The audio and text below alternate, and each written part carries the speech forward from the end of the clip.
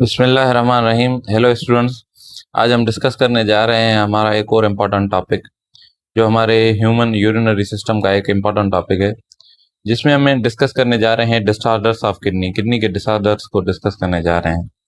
पहले नंबर हम पर यहाँ पर आ जाता है किडनी स्टोन्स। किडनी के डिसऑर्डर्स में पहला पहला जो डिसऑर्डर है वो किडनी स्टोन्स का है। वो पत्थर जो आपकी किडनी में बनते हैं, ये पत्थर दर हकीकत कहाँ से बनते हैं? ये जब मिनरल्स और साल्ट्स हद से ज़्यादा आपकी बॉडी में जो है ना वो क्या हो जाएं, जमा हो जाएं, तो किडनी उनको बहुत ज़्यादा फिल्टर आउट नहीं कर सकती। अब पानी भी कम पिए तो वो अक्यूमुलेशन जब हो जाती है, थोड़ा थोड़ा अक्यूमुलेट होते जाते हैं ये फिल्टर्स और ये मिनरल्स और साल्ट्स वगैरह, तो आगे जाकर ये पत्थर के स्ट्रक्चर के हो जाते हैं, क्रिस्टलाइन डिपॉजिट हो जाते हैं। इनमें मेनली कैल्शियम ऑक्सलेट है जो कि ग्रीन वेजिटेबल्स और टमाटो में बहुत ज़्यादा पाया जाता है। ये मेन का रीज़न होता है किडनी स्टोन्स का। मोर देन 50% जो किडनी स्टोन्स होते हैं वो कैल्शियम ऑक्सलेट की वजह से होते हैं। उसके अलावा कैल्शियम की एक्स्ट्रा डिपोजिशन की वजह से भी हो सकते हैं, अमोनियम फास्फेट की वजह से भी होते हैं, और यूरिक एसिड आपकी बॉडी में बढ़ जाए तो उसकी वजह से भी ये हो सकते हैं। जब ये गैदर होते हैं किडनी में तो हार्ड हो जाते हैं। हार्ड होने के बाद जो है ना वो क्रिस्टलाइन शेप जो है ना वो ले लेते हैं, तो उसको ही हम क्या कहते हैं, किडनी स्टोन कहते हैं। इसकी वजह से यूरिन आपकी बॉडी में सही ठीक से पास नहीं हो पाता, और ये किडनी स्टोन्स या तो आपके ब्लेडर में या तो आपको यूरिथ्रन में या तो यूरिथ्रा में जो है ना वो ट्रैप हो जाते हैं। तो इसको हम क्या कहते हैं, किडनी स्टोन्स कहते हैं। इसके सिम्टम्स क्या हैं? आपकी पेन होगा आपकी बोथ किडनी में, लोअर एब्डामन में आपका पेन होगा, बर्निंग होगी यूरिथ्रा में, फ्रीक्वेंट यूरिनेशन, पेशाब जो है ना वो बहुत ज़्यादा फ्रीक्वेंट आपको लगने लगेगा। उसके अलावा आपके यूरिन में जो है ना वो स्मेल होगी, स्मेलिंग यूरिन, ब्लड या पस आ सकती है आपके यूरिन में, नाज़िया और वोमिटिंग भी हो सकती है। काजेज क्या होते हैं? मैंने पहले ही आपको बताया कि कैल्शियम का ऑक्सलेट ये एक जब आप बहुत ज़्यादा जो है ना इंटेक करते हैं ग्रीन वेजिटेबल्स का और पानी कम पीते हैं तो ये कैल्शियम ऑक्सलेट एक केमिकल है, वो बहुत ज़्यादा डिपॉजिट होता जाता है। उसके अलावा कैल्शियम है, अमोनियम फास्फेट है, जब आपकी डाइट में बहुत ज़्यादा बढ़ जाएँ तो इसकी वजह से भी ये काज हो सकते हैं। अगर एक्स्ट्रा अमाउंट हो विटामिन सी या विटामिन डी का डाइट में तो उसकी वजह से भी ये डिपॉजिट होते हैं। पानी का कम पीना और excess urine in blood, uric acid in blood में यूरिक एसिड बहुत ज़्यादा बढ़ जाए, या कोई इन्फेक्शन हो, यूरिनरी ट्रैक में इन्फेक्शन हो, या अल्कोहल की कंजम्पशन आप ज़्यादा करें, तो इसकी वजह से आपकी बॉडी में किडनी स्टोन्स का हो सकते हैं। इसकी ट्रीटमेंट्स क्या हैं? अगर स्मॉल हैं तो patient are advise to drink more water. अगर किडनी स्टोन छोटे हैं तो किसी भी पेशेंट को ये बताया जाता है कि आप बहुत ज़्यादा पानी पिएं। जब वो पानी पिएगा तो वो किडनी स्टोन्स जो है ना वो क्लियर हो जाएंगे। उसके अलावा इसको अगर किडनी स्टोन्स बहुत ज़्यादा हैं तो बड़े हैं तो इसका एक ट्रीटमेंट भी होती है जिसे हम क्या कहते हैं, लिथोट्रिप्सी। ये एक मेथड होता है कि किडनी स्टोन्स को जो है ना रिमूव किया जाए।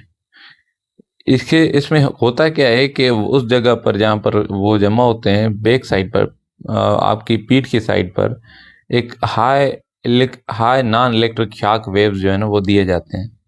जब ये शॉक वेव्स आपके पत्थर से, जो किडनी में पत्थर से हैं उसके साथ स्ट्राइक करते हैं, तो वो पत्थर जो है ना वो स्मॉल पीसेस में जो है ना वो ब्रेक हो जाते हैं। जब वो पत्थर स्मॉल पीसेस में ब्रेक हो जाते हैं तो वो आपकी किडनी से इजीली पास आउट हो जाते हैं। इस प्रोसेस को हम क्या कहते हैं, lithotripsy. If stones are large, cannot pass easily, the patient has to undergo surgery for the removal of stones. अगर बहुत ज़्यादा बड़े हैं और इससे लिथोट्रिप्सी से भी नहीं जा रहे तो ये सर्जरी की जो है ना मदद से वो रिमूव किए जा सकते हैं। उसके अलावा दूसरे नंबर पर है किडनी या रीनल फेल्यूर।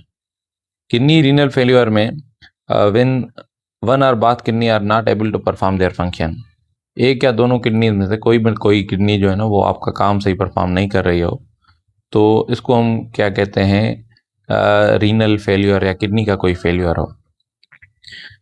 इसमें क्या होता है कि आपकी किडनी जो होती हैं वो वेस्ट मटेरियल जो है ना वो रिमूव नहीं कर पाती। जब वो वेस्ट मटेरियल रिमूव नहीं कर पाती, वो एबिल ही नहीं होती हैं, वो उसमें ये एबिलिटी नहीं होगी, वो ख़त्म हो जाएंगी, तो इस कंडीशन को हम क्या कहते हैं, किडनी फेल्यूर कहते हैं। और इसके सिम्टम्स क्या होते हैं? आपकी वेस्ट प्रोडक्ट ब्लड में बढ़ जाएंगे, वॉल्यूम ऑफ बॉडी फ्लूइड आपका बढ़ जाएगा, वेट लॉस, आपकी बॉडी का वेट लॉस हो जाएगा, पेशाब में आपके खून आएगा, ब्लड इन यूरिन, आपके टांगे सूज जाएंगी, swelling legs, feats and face, मुंह, हाथ और पाँव जो है ना वो सूज जाएंगे। ये किडनी फेल्योर की कुछ सिम्टम्स हैं।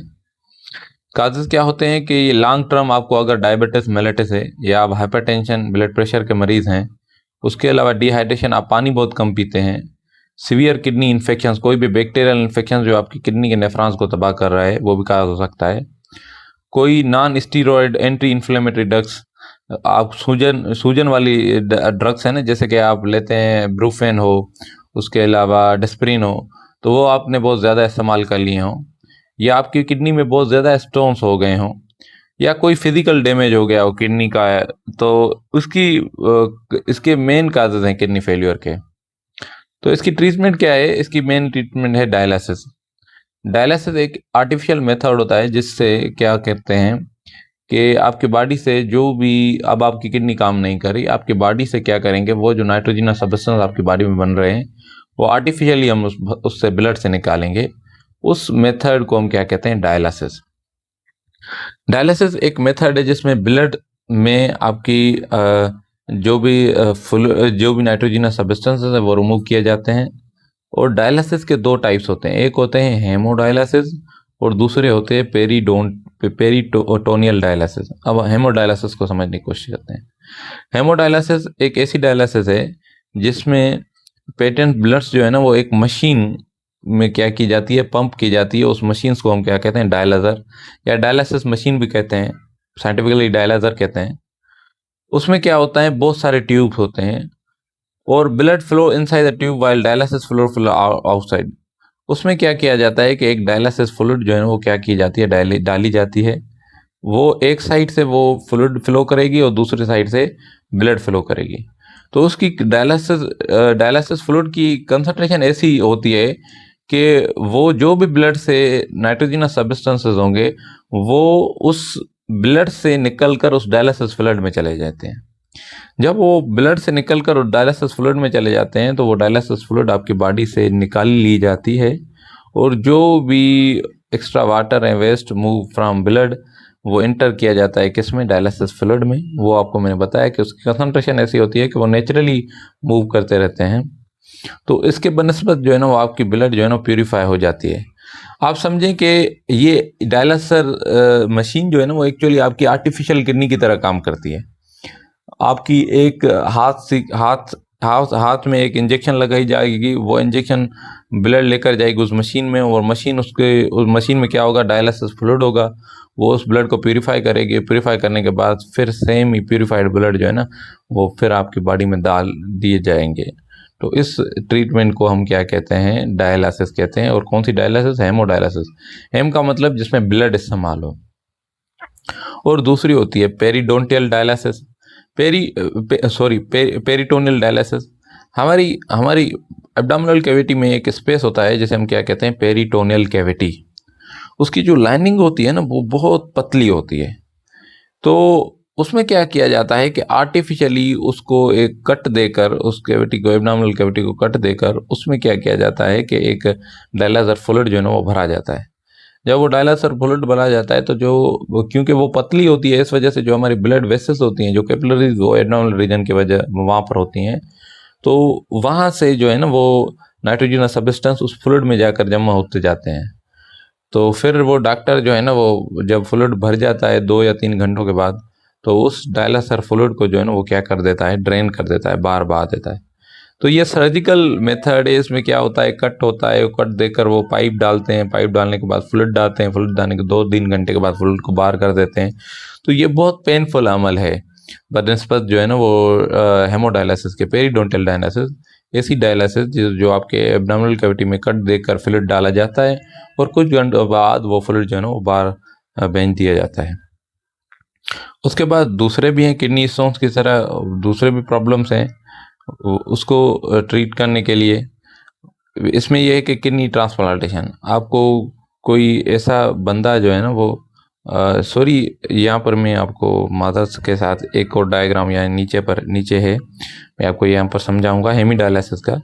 डायलिसिस फ्लूइड जो है ना वो आपकी पेरिटोनियल कैविटी में डाली जाती है, और पेरिटोनियल कैविटी को मैंने आपको बताया कि वो बहुत स्मॉल होती है, साइज की छोटी है, तो इस वजह से नाइट्रोजनस सब्सटेंस आपकी इस डायलिसिस फ्लूइड में जो है ना वो चले जाते हैं।